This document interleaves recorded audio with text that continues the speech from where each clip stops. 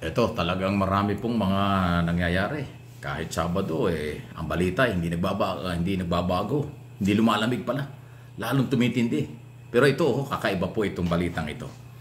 Ah, father at saka biyanan. Ano ba i-describe yun? Yung biyanan ni Vice President Sara Duterte at yung kanyang ama na si dating Pangulong Duterte ay kabilang pala sa Defense Council, yung magtatanggol sa kanya sa oras na magsimula ang impeachment court para sa trial. Aba, so Duterte, Carpio at saka Sison. Kasama pa yung Attorney Porton. Ayan po yung apat na identify ngayon. Porton, Sison, yung Sison babae. Ang matindi rito at aabangan ay si Digong Duterte na magiging abogado raw ni Sara. At yung kanyang biyanan na si Attorney Carpio, yan yung asawa ni, yan ang father ni Mans Carpio, yung asawa ni Vice President, di ba? Although ayaw paggamit, hindi ginagamit ni Sara yung Carpio, kaya nalilito baka kayo magulat. Ang asawa ni Sara Duterte ay si Mans, si Carpio. So yung kanyang kinuhang abogado ay yung Carpio, yung kanyang biyanan. So, yung mga controversial na pangalan, alam natin controversial yung mga Carpio. Ayan po. Si Attorney Porton, kung yung mga gunita, ito rin yung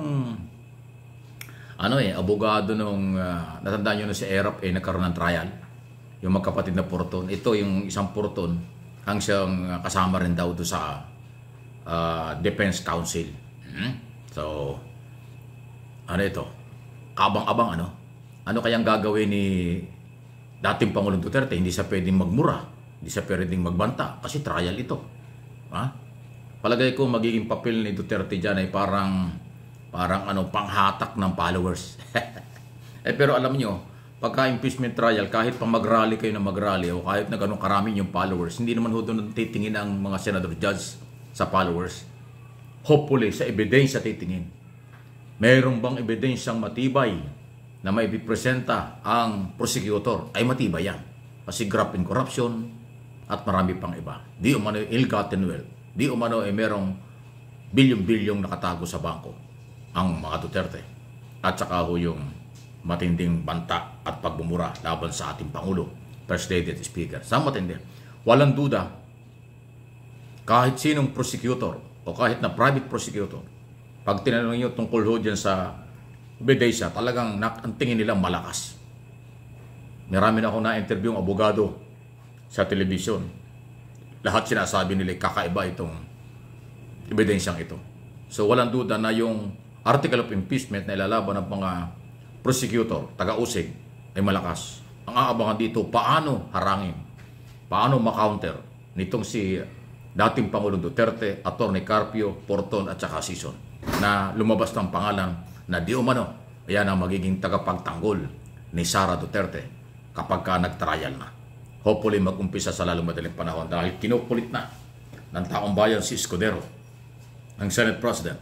Kinukulit na rin ang Senate Minority Leader na si Coco Pimentel. Sabi nga niya, mag-caucus na tayo, mag-meeting na tayo, mag-usap na tayo. Wala tayong chance, wala tayong magagawa kung hindi gawin natin ang trial kasi yan ay mandato natin, yan ay ating sinumpaang tungkulin. Walang pwedeng humarang at hindi pwedeng hindi tatalakayin ang article of impeachment kasi nasa Senado na. Yan po ang sinasabi. At totoo yun. Pag hindi ho ginalaw ni Escudero yan, baka si Escudero ma-impeach. Baka siyang matanggal na Senate President. Kasi obligasyon nila yan. Actually, alam naman ni Escudero yan. Ang kanya nga lang hong laging sinasabi ay nakaresist sila. Wala namang ibang argumentong malakas. So, ayan po. Ano inyong masasabi dyan? Bianan at father ni Vice President ang makakaharap ng magaling na abogado at kongresuman ng Batangas, prosecutor, Attorney Congresswoman Jinky Luistro, Attorney Ako, Attorney Defensor, Attorney Rodriguez, Attorney Zamora, Attorney sino pa ba? Flores. 11 yan 11 prosecutor against pamilyang Duterte. Hindi lang pamilya sa labas ng korte, pamilya rin sa loob ng court. Kasi nga, kung totoo at mukhang totoo, Duterte, Digong Duterte at Attorney Carpio. Wow! Kabang-abang ito. Kaya nitong aking mga channel, magbabantay tayo. Hindi tayo makikialam. Ang ating gagawin pakialam ay i-monitor sa oras ng trial at ibalita ko sa inyo at magbigay tayo ng opinion at analysis. Dahil ang impeachment trial, ito po ay hindi walang masyadong pinagbabawal dito kasi political, technical, legal. Okay? Basta huwag lang natin pangunahan ng senador judge, wala masyadong technical dyan. Hindi katulad sa korte, bawal na bawal talakayin ang merito ng kaso kapag nasa korte kasi pinagbabawal yan ng judicial body. Ay sa impeachment, politika talaga ito. Makikita mo dito ang kampihan, makikita mo rito ang kaalyado o hindi, makikita mo rito ang nagbubulag-bulagan sa ebidensya, nakita mo dito yung talagang seryosong mapatunayan against Vice President. Meron din yung grupo dyan na lulutang-lutang na kahit na may ebidensya, magiging baliwala sa kanya. Kaya kaabang-abang po talaga. Okay? Please like, share ng video ito. Pangalawa, ito na. Talagang ibang-iba na po ang dating ni Pangulong Bongbong Marcos. Palaban na po ang dating. Hindi na niya pinipili ang lugar. Kahit saan. Pag siya'y nagkaroon ng pagkakataon sa mga political rally, ay kanya sinasabi na po kung ano ang kanyang nadinig na pinaggagawa at sinasabi ng Duterte team o mga kritiko ng kanyang administrasyon. Kaya lahat na lang, magpunta sa Davao, dito sa Metro Manila, sa Iloilo, kung saan magpupunta ang Pangulo at nagsalita o maging doon sa Dumaguete, basta nagsalita ang Pangulo, may pitik na siya. At yun naman ay panahon na para naman siya po ang magsalita.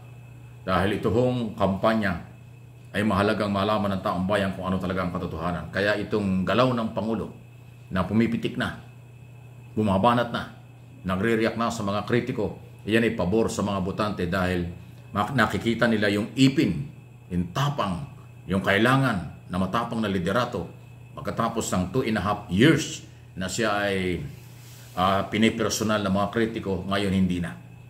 Pinalalampas. Kaya ako, ang aking description at ang aking opinion, ang Pangulong Marcos ay iba na ngayon compare sa nakaraang mga taon. At yan ay titindi pa. Mr. President, sana dagdagan mo pa yung ipin, tapang ng leadership mo. Kasi sobra na, tama na ang paninira na ginagawa sa iyo. Kailangan pakita mo ang liderato sa mamamayang Pilipino dito at sa abroad na hindi pwede ang lumalabag sa batas at hindi pwede ang mga personal na mga batikos, mananagot na sila. Habang ongoing naman ang mga investigasyon ng Law Enforcement Agency, ng Department of Justice, National Prosecutor Service, para ho doon sa mga pwedeng kaso or na-file ng kaso before DOJ, galing sa NBI, galing sa kapulisan. Kung yung mga gunita, police at NBI ang gumagawa ng investigasyon at pag minakita silang mga basihan, dinadala sa DOJ at Prosecutor Service ang usapin. Ayan ang proseso. Kaya kaabang-abang. Sige, Mr. President, dagdagan mo pa. Sagutin mo, harapin mo ang lahat ng kritiko.